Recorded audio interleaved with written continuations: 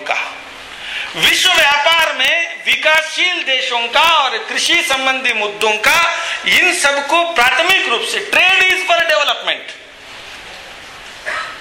Trade में केवल विकसित देशों का हित नहीं, विकासशील देशों का हित होना आवश्यक है। और उस समय में जो उरुग्वे में संभव नहीं हो पाया था कि विकासशील देशों के बीच में जो एक आपसी मतभेद और डिवाइड एंड रूल उसको समाप्त करते हुए संपूर्ण विकासशील देश एक हो करके वहां लड़ाई लड़े और दोहा से चैप्टर बदला। Nothing doing, no excuse, we will not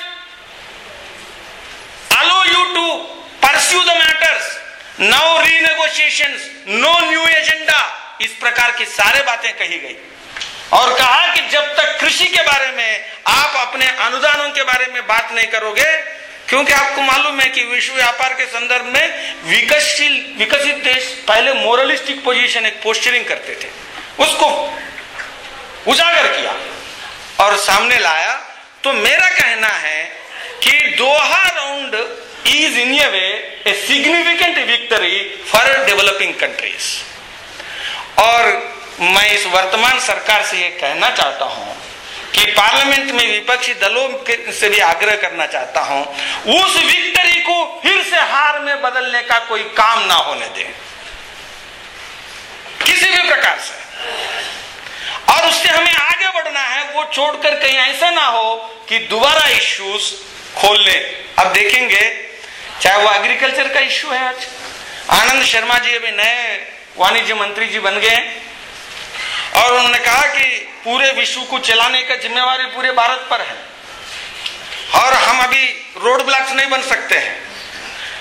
Bharat कभी रोड ब्लॉक नहीं था, जो रोड ब्लॉक हैं वो बदलने के लिए तैयार नहीं है।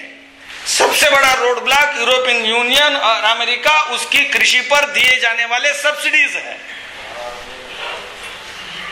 और इसको चर्चा में तर्क नहीं बदलने दिया जाए और उसमें अनुदान प्रमुख मुद्दा रहे। लेकिन आज वो बातें बदलने के प्रयास, दोहा राउंड में जो मुद्दे चर्चा के लिए रखे गए उसको बदलने का प्रयास किया जा रहा है। तो उसमें अनुदानों से हट करके आपका स्पेशल प्रोडक्ट्स और सेफगार्ड मैकेनिज्म्स, ये दो पहलुओं पर इंडियन कमिटमेंट्स को या इंडियन पोजीशन को एक प्रकार से लचीला बनाने का प्रयास किया जा रहा है।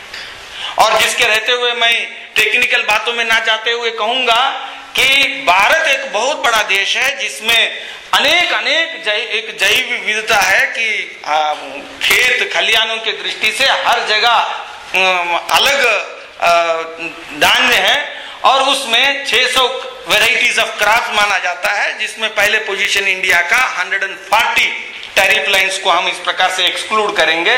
लेकिन इस प्रकार के प्रोविजन के कारण आज आप कोई 35 चीजों को आप स्पेशल प्रोडक्ट्स के नाते रखे जा सकते हैं। भारत सरकार इसको मान रही है ऐसा लगता है, ऐसे चर्चा में सुनाई दे रहा है। अगर ये होगा तो ये हमारे हार है और हम इस देश के किसानों को बचा नहीं सकते हैं। और हम मानते हैं कि इस देश के 2/3 पॉपुलेशन किसान इस देश की खेती पर निर्भर हैं, अन्य लोग भी निर्भर हैं और खेती नहीं बेचेगा तो भारत नहीं है। और भारत की खाद्यान्न में स्वावलंबन नहीं रहेगा तो विश्व की कोई भी देश इस खाद्यान्न के संकट को पूरा नहीं कर सकेगा, क्योंकि इतने बड़े देश के खाद्यान्न सुरक्षा अगर संकट में आ जाए तो हमारे लिए बचाना संभव नहीं है, विश्व के लिए।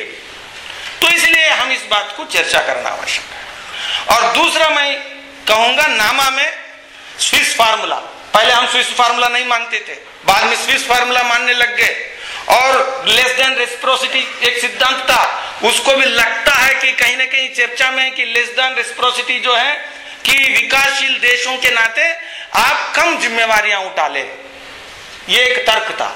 विकसित देशों का दायित्व था कि हमारी जिम्मेवारी ज्यादा होगी टैरिफ्स में, लेकिन जो पोजीशन ले रहे हैं उसमें हमारे टैरिफ्स को कम करना पड़ेगा, जिससे भारत के आर्थिक व्यवस्था छोटे मझोले और लघु उद्योगों से भरा पड़ा है। और जितने क्लस्टर्स, जिस प्रकार की सारे देश की आर्थिक व्यवस्था है, उसमें अगर टैरिफ लाइंस को हम नीचे लाएंगे तो इस देश के औद्योगिक जगत का स्वावलंबन को बचाना बहुत मुश्किल होगा और बड़े चुनौती उत्पन्न होगी। और ऐसा ही नहीं है कि ट्रिप्स और कन्वेंशन ऑन बायोडाइवर्सिटी एक बहुत बड़ा मुद्दा है, और इस विषय पर भी भारत के एक मैंडेटरी रोल के बारे में कहते थे, लेकिन भारत सरकार उसको भी लचीला बनाने के प्रयास कर रही है, ऐसा लगता है। इसका मतलब है कि आपके देश के जो पारंपरिक ज्ञान है, जिसको चोरी करते हुए या किसी न किसी प्रकार से कोई लाभ ले रहा है, उसको कंपलसरी मैंडेटरी तरीके से उसको बताना पड़ेगा।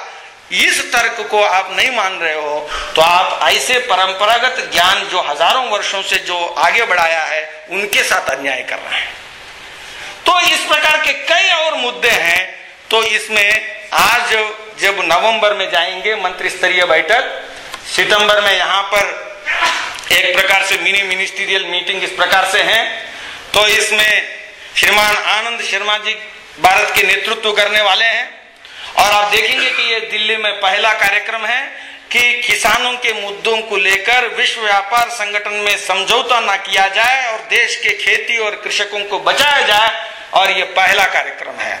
और आप देखेंगे सितंबर 4 तक दिल्ली के इसकी अंदर गूंज चलता रहेगा, क्योंकि देश में अगर किसान नहीं है तो भारत नहीं है।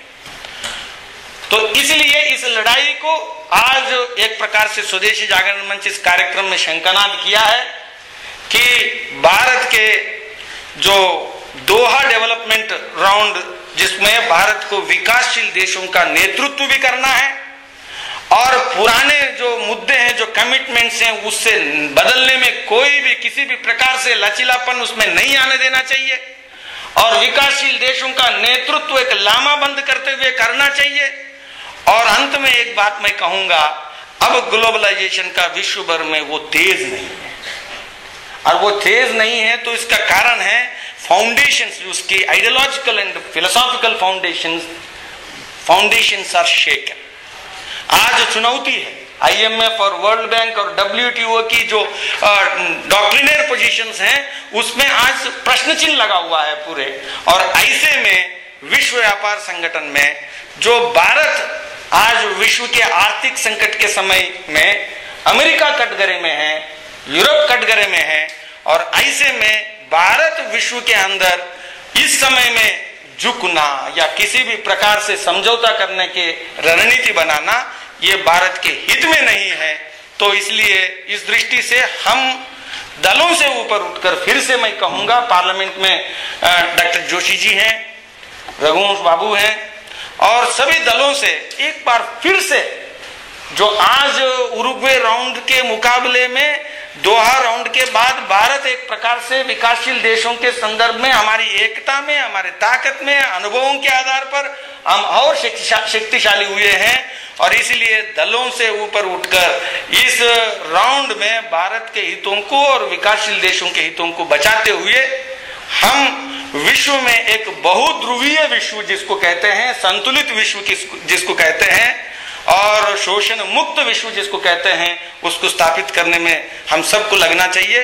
और आयोजकों को धन्यवाद। जय भारत।